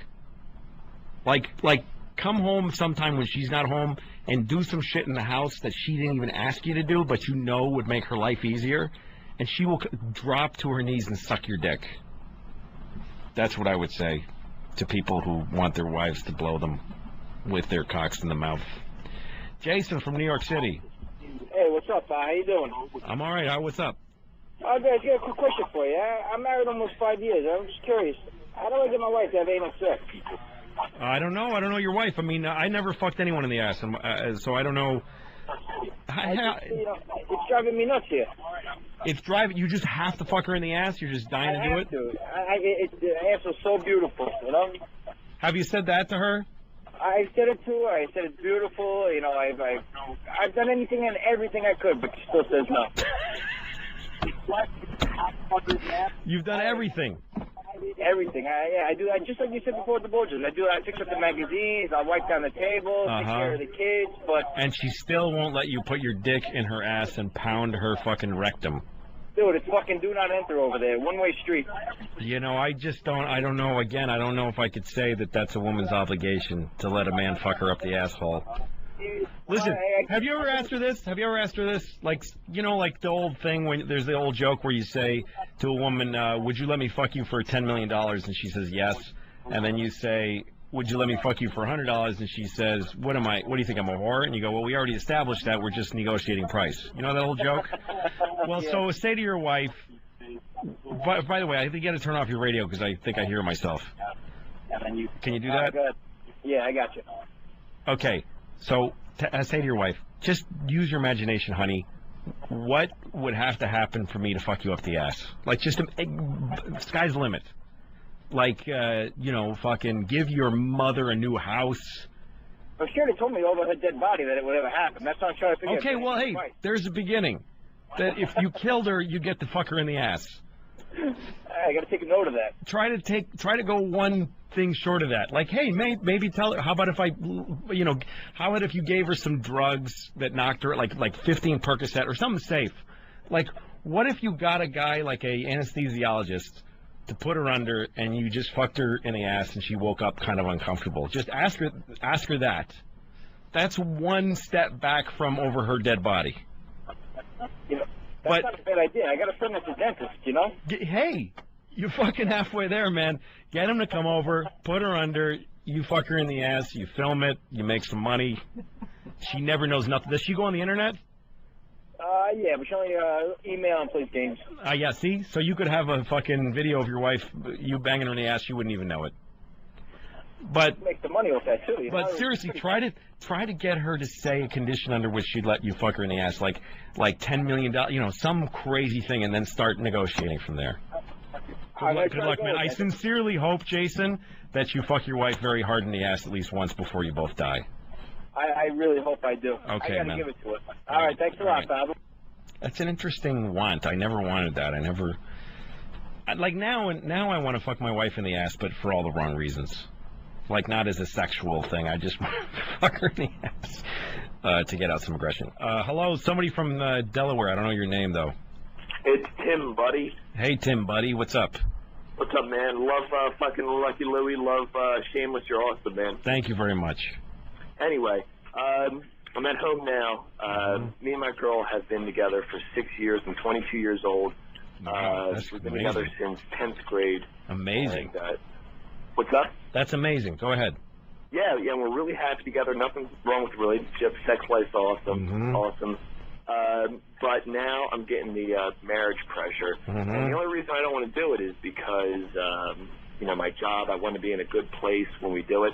Yeah. But I keep getting the pressure, and it's hard to say no after we've been together for 6 years. So what's your advice? Is there any reason outside of the job?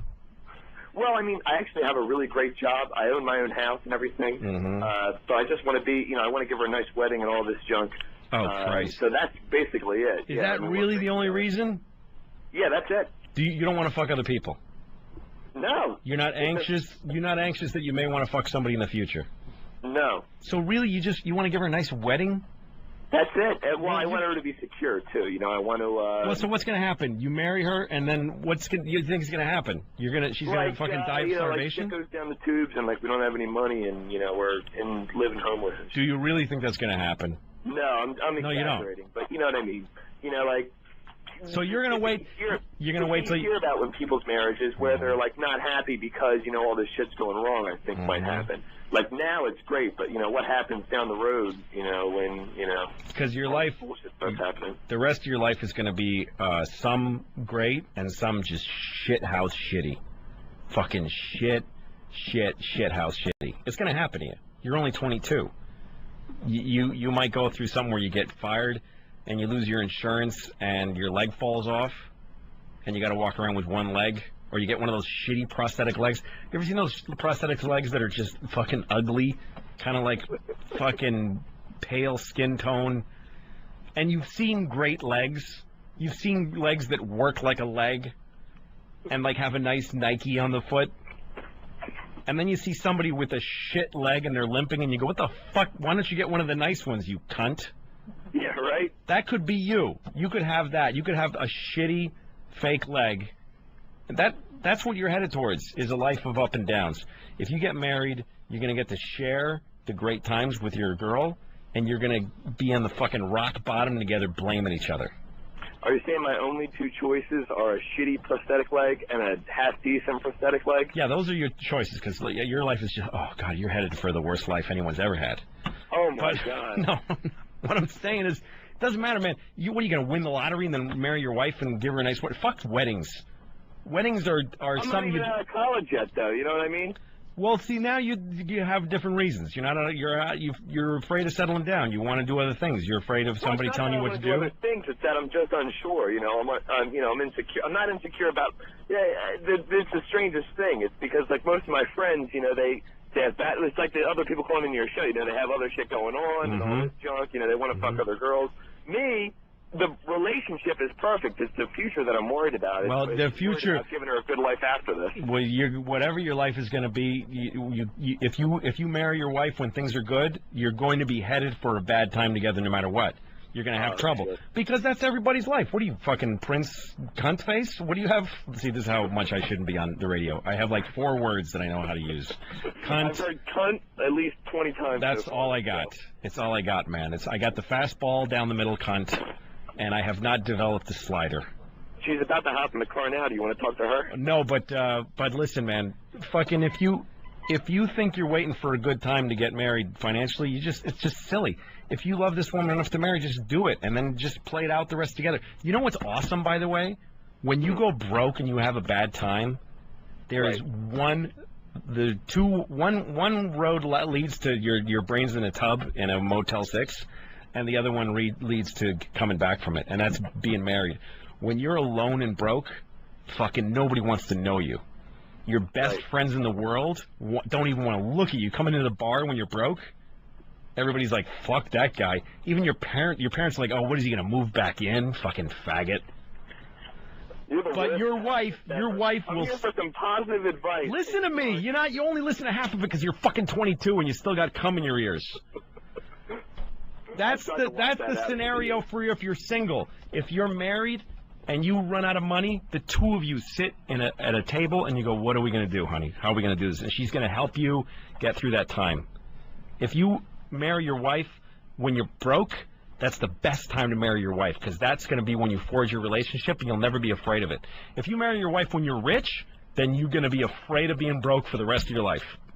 Right. Well, we're doing pretty good now, so marry her right the fuck now. Fuck her. Get her to blow you and come all over each other. Good luck to you. That's enough of that shit. All right, who's been on a long time? I'm trying to be fair here. Joe from Michigan. Go ahead, Joe. Louis. Yeah. By the way, folks, this is basically a call-in show. This is what I'm doing. I got nothing else. I'm sure you hear that when I go off a call, I just become a fucking runny dump of diarrhea mouth. So go ahead, Joe. It's cool, though. You're finally hitting your groove. That Vicodin kicked in, and you backed that little pussy down. I do feel a little better. Anyway, I got a newborn baby question, little girl. Okay. I got big fingers. She's doing the breastfeeding thing. She's getting a lot of shit crumbs in the vag. Wait a minute. You've got big fingers? You see, yeah, I want to help the wife out. Okay. I want to clean the baby up. I want to do a good job. Good for you. I don't want to give her a vag infection. Good for you. You got some girls. Yeah, I got two of them. Doing it without going to the kitchen sink and taking the sprayer and. Don't do that. How old is your kid? She's about 8-9 days old. Oh my God, that's awesome. And she still has black shit, right? It's still black. Nah, it turned yellow like really? Mustard. Yeah, like wow, mustard. Man. Yeah, here's the thing. The wife's doing the breastfeeding thing. When you have kids, when you have a girl, you are responsible for a tiny vagina. You have a manly responsibility to keep a small vagina clean and uninfected. And that's an amazing thing about having a kid, because you spend your whole... First you come out of a vagina, and you spend your whole life obsessed with vaginas. And all of a sudden, you are actually spreading one and cleaning it. And I got big fingers, man. I know, man. That's the hard part. I don't want to tear it up. You're not going to tear it up. It's a very resilient thing. You use two fingers to spread it open. You got to use wipey things, right? I use the wipey things. And what you do is you take the wipe, and you fold it up so it has a corner, like an edge to it. And you work that edge in there and you wipe down from vagina to asshole. Never go the other way, because that's how you get shit up there, little adorable little cunts. You got to spread it and just go. Don't get your fingers up in there. Oh no. Just use your fingers to spread them open and then just wipe down. Okay. You're gonna be fine, man.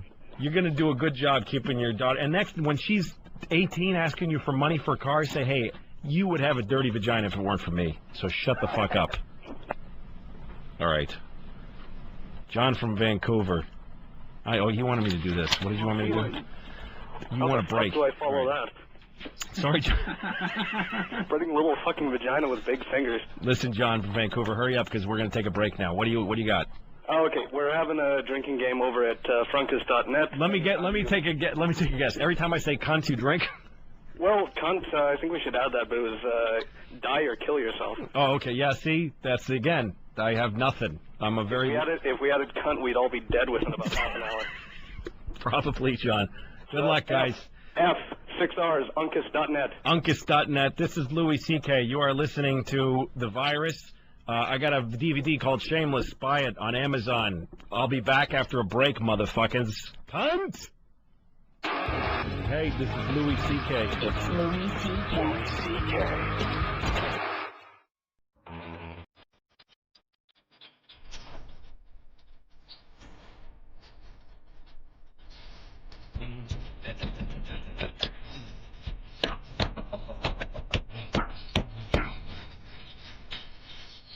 Hello? It's Louis C.K. Turn it off. If you fade out, I'll kill you. Oh, you should have faded out. That was inelegant. Yeah. Okay, that's good. This is Louis C.K. You're listening to the O&A Virus channel thing, 202 XM Radio. I want to thank Opie and Anthony, by the way, for letting me do this. Those are two really great guys. I mean that sincerely. Jim Norton, it goes without saying, is my good friend and co-star on my Shit Gone show. But those are two great guys. So people seem to enjoy asking me about their marriages. Listen, you know, all I can tell you is that whatever people, you know, it's hard to get parenting advice because you ask fuck Dr. Phil and fuck Dr. Laura. Anybody who's a doctor can't tell you anything. Your priest can't tell you anything because they just tell you what you're supposed to do. And, you know, I'm going to put a question out for the air. I'm going to ask you to call and answer this question. By the way, the phone number, which I haven't given out since the beginning, is 866-969-1969.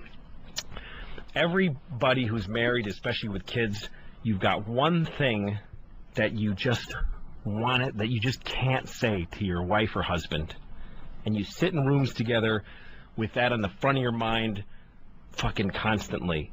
And I want to ask you, what is the thing that you wish you could say to your spouse more than anything? Really dig deep and think of something honest. You know, like, I was talking to a friend of mine about how when you hang up the phone with your wife, your husband, you go, okay, I love you, bye. And don't you wish you could just say, okay, I love you, but I'm not in love with you, bye. And just hang up and just blurt it out. So what is the thing? I'll take calls for people that don't have that yet, but call and tell me what's the thing that you wish you could fucking say right to their motherfucking face. Okay? Let's see what we got here for calls for a second. This person, Sean from Huntington. What's going on? You tell me. Yo, I just got a question for you. Mm-hmm. Are you sure that was Vicodin you took and not birth control pills? Because you're talking like a woman, bro. I am, really? What did I say that sounded womanly to you? I don't know. I just all this stuff about cleaning babies' vaginas and stuff. You know, I'm used to. I don't know. I'm used to a different Louis C.K, man. Do you have kids? No. Unfortunately, I don't. Well, if you got a girl, I'm too young to have kids, to tell you the truth, actually. Well, at some point, if you have a girl, she's gonna have shit in her fucking pussy, and someone's gonna have to get it out of there. So what can I tell you, man? I clean cunts. I got 2 of them. What can I do? No, normally it's the one thing if you're using your tongue to do that. You think that's woman's work? Cleaning a vagina? That's parents' work. Doesn't matter. Whoever's around when the shit goes in the pussy has got to be the person to get it out of there. So, you know, what can I tell you, man? If that sounds womanly to you, then... No, you know what? No, I love you to death, bro. I'm just getting on your case, but, Yeah. I don't know, man. I want to hear some different shit, you know? I feel like I'm listening to Oprah right now. Really? Do I sound like No, it's not your fault, man. It's all your callers. Do I sound like a skinny black woman that should be fat if she loved herself? Yeah, no, she's not. Fucking her with her skinny body. Let the fat out. That's you, Oprah. Why are you saying skinny for all the fucking ugly men in the world? Just be a big fat black lady. Who would not want to be a big fat black lady? I know, I probably would. As long as I didn't catch shit for it. All right, Sean. Sorry if this is it. I'm sorry if this is one note. I don't know what else to talk about. What do you tell me something you'd like to talk about? Go ahead. You know what, man? No, I was just gonna say, I think you're doing a great job considering you're having all these people call in, pretty much asking you the same question in 20 different ways. It only sounds like that to you because you don't have kids. But tell me something that you'd like. True. No, you're right. But totally, I'm not being. You're handling well. You make sense, but. I don't know, man. Maybe next time. I'm hoping you're doing this again because I love you to death. Thanks, man. Maybe bring like a newspaper. Oh, you want me to talk? Well, here's the thing. Because I thought about what am I going to do on this show. Obviously, I didn't think it out to an actual idea. But I thought about, because that's what I have friends who do the radio. I say, what do you do? They say, we'll get the newspaper. Here's the thing. It's Saturday night. It's almost midnight. Fucking who had a crack at the newspaper? Fucking Jay Leno with his shitty jokes. Jon Stewart, Conan. Fucking Jimmy Kimmel. It's like when I used to write for Conan, and I hated knowing what fucking Paris Hilton is doing and what fucking all these. Michael Jackson. I just don't give a shit about what's happening in the America's just a shit cunt of a country, and I just don't care what's in the news. I really don't. Yeah, you know what? I feel you, but I feel like we need someone like you who will talk about it and use the word cunt. Okay, well give me a topic, and I'll be glad to use cunt within that context. Oh man. Oof. Come on, Sean. Put me on the spot. What's been really bothering you lately? Tell me something that's really bugging you. I haven't gotten laid for some time. Yeah, you see? Everybody's got the same fucking problem. Yeah, no, it's very... Was that in the news? Was it on the front page of the Post that no one wants to suck your dick? No. You know what? Maybe it should be. Maybe then I could find someone to suck my dick. I think, you know what, man? Find a way to get it on the front page of the Post that you want to get blown. That's so possible. You could commit a terrorist act. You can kill your father. Think it out for a second. You shoot your father in public at Yankee Stadium. Take your father to a game at Yankee Stadium. Shoot him in the fucking loge. And you will be on the front page of the Post and they ask you, why'd you do it? And you go, because nobody will fuck me. You will go to prison and get letters up the ass and have a conjugal visit and get fucked. That's my advice to you, Sean. But I think the only problem would be I'd be getting fucked in the ass then. Hey, then you're getting fucked in the ass and getting blown. How do you beat that? Man. You're onto something, bro. All right, good luck, man. But, let's see. Here's another off-topic thing here. Austin from Austin. What's your name? I don't know. They wrote it down wrong here, I think. No, it is. I'm Austin from Austin. Oh, that sucks. What's up, man? I moved there. I'll have two things. I want 2 names besides Cunty McShitballs. I have twins that are due in a little over a month. I wonder if you have any ideas on names for them. A boy and a girl. A boy and a girl, and you want names. And they're going to be twins? A girl and a boy at the same time? That's fucking, wow. What should you call them? What does your wife want to call them? We have no idea. We've been kind of looking at books and stuff, and she likes boring shit, Sarah and Elizabeth and Kimberly. I want something different, and I know you have a creative mind, so I was going to ask. Well, why do you want something different? See, this is the thing. People, how old are you? 26. So you're a young guy in your 20s, and you live in Austin, Texas, which is like a kind of alt community. You're like cool. You have like a little soul patch, and you know. Actually, 3 years ago I did, yes. Okay, so you haven't really gotten your hands around the fact that you're having a kid yet. The idea of having a kid, naming one Sean and the other one fucking Brittany, and you're going to be cleaning up after, you want to kill yourself.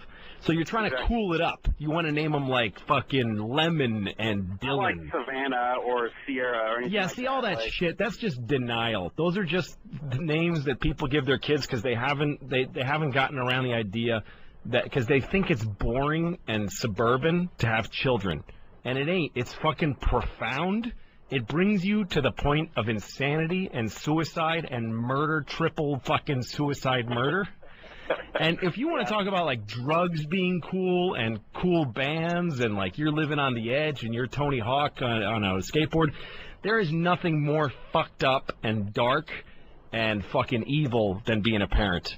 So just name your kids fucking Cynthia and Frank and strap yourself in for a fucked up life. Yeah, exactly. I can't stand that shit. Just totally name them just something. Just fucking name them something. It doesn't matter.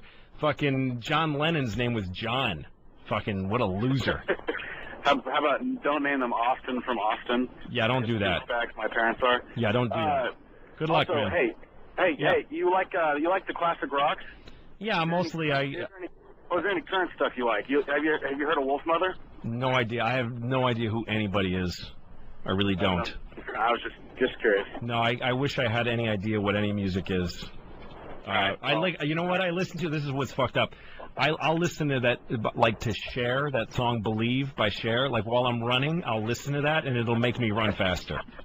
Really? Okay, are you wearing like that one-piece bathing suit thing up your cock? Oh, totally. You wore in that video? Of course, yeah. Good. Yes, I am. That's an awesome visual. All right, Austin, take care. I hope that Blake from that's driving to Oklahoma City is still listening. If he is, just call me and tell me if this was a waste of your time. 35 minutes, James from D.C. has been waiting. What's up, James? Hey, Louis, what's up, man? Not much. Tell me what's up with you. All right, first I want to answer your honesty question. Yeah. I always want to tell my wife I hate the kids. Wow. I got a 9-year-old stepson and a 2-year-old, real son. Uh-huh. And dude, every day there's something happens that takes all the magic out of their life. Now, wait 1 second. You have a 2-year-old who is your kid and a 9-year-old stepson. Right, exactly. Explain that to me. So you had a 2-year-old with somebody else first? No. I met my wife when she had her son when she was 15. Oh, okay. So he's 9. Yeah, exactly. You got a 9-year-old stepson and a 2-year-old you kid. Yeah, the 2-year-old me kid is an us kid. I got you. Yeah. So you hate them. You think they suck. I think they suck probably 85% of the time. Right. Well, that's not bad, by the way. And you're afraid to tell your wife because why? I'm afraid because that, to a woman and to a mother, that is probably the most disturbing thing. Yeah, but is your wife a woman or what's her name? Oh, her name is Jessica. So she's not a woman, a mother. She's this person that you live with. Well, we've been married for 2 years. You guys happy? You have a good relationship? Yeah, we do. So you fucking turn to her while you guys are together and say, I fucking hate those kids. I'm telling you, that's what I feel right now. I fucking hate them. Well, see, she's 24, so she's still got all this all this ideology that parents are the angels of their kids' lives and all this. Yeah, well, no, you're not. You're not. Oh, believe me, I know. How old are you? I'm 28. Yeah, so and she's been a mother most of her life too. Exactly. Yeah. So more than half of her life. She needs to know that you're fucking feeling stress. Just say it. Just say I fucking sometimes I hate. Don't say I hate them like you sealed the deal, like it's too late. Just say sometimes I fucking hate them. You know what? She's a wife and a mother, and part of her the list of things to do is to help you be a dad. And just like you're giving her so much support as a mother that you don't even want to tell her how stressed out you are. Fucking share your stress with her. God, this sounds too serious. I'm supposed to be a fucking comedian. Tell your wife I hate those little fucking faggots. I'm just trying to juice it up so it's half funny. But tell her that you're stressed out, and maybe she'll find a way to make it easier for you, or I'd say something to you to make you hate them less. Yeah, well, tell you what, now, my question for you was, in that same comic vein, dude, I'm an opener right now. I've been opening for about a year and a half, and I'm finally getting to a point where I can go ahead and go out on the road. Oh, you're a comedian. Don't just say opener. Nobody knows what the fuck you're talking about. All right, go ahead. Okay. Yeah. Right. Were you a comic when you got married? No, I wasn't. I started doing stand-up when I was 17 years old. How did you sell that shit to her? Like, hey, look, I'm going to be gone for weeks at a time. I promise I will turn down after-show pussy. Yeah. I mean, how do you sell it? That's very hard to sell. If you were you a comedian when you married her? No, I just started. That's really hard. See, I was a comedian already, and she already knew what the package was. So I don't know, man. You're going to have to work that out. But just tell her you want to do it, and tell her you hate your kids, and see what she says. The worst thing she can do is say something back. That's the worst that would happen. That's all. And then you hear what she says. Or leave. All right, good luck, man. All right, thanks a lot. All right, let's see. Some of these people that want to tell me stuff that they want to say to their wives. Chris from Central Jersey, what do you want to tell your wife that did so badly, but you're afraid to say it? Yo, Louie, first off, you're funny. I love your show, man. Thanks, Chris. Do you think they're going to bring it back or what? Oh, Lucky Louie? No, that's gone for good. I might do another sitcom like it somewhere else. We'll see. I'm trying to work on something. But HBO Lucky Louie, that's dead. Sure. Yeah, my wife's cunt stinks like shit. Okay. And that's what you want to tell her. Does your wife ever have that problem? I wouldn't know what my wife's vagina smells like. I haven't seen it for 14 years. But your wife's cunt stinks like shit. Yeah, man, it really smells like. I think it's like dripping from her something. Has it always? A good amount of time. Yeah. How long you been together for? We got married about 2 years ago. Did your wife's cunt smell when you married her? No, man, it didn't at all. Well, look.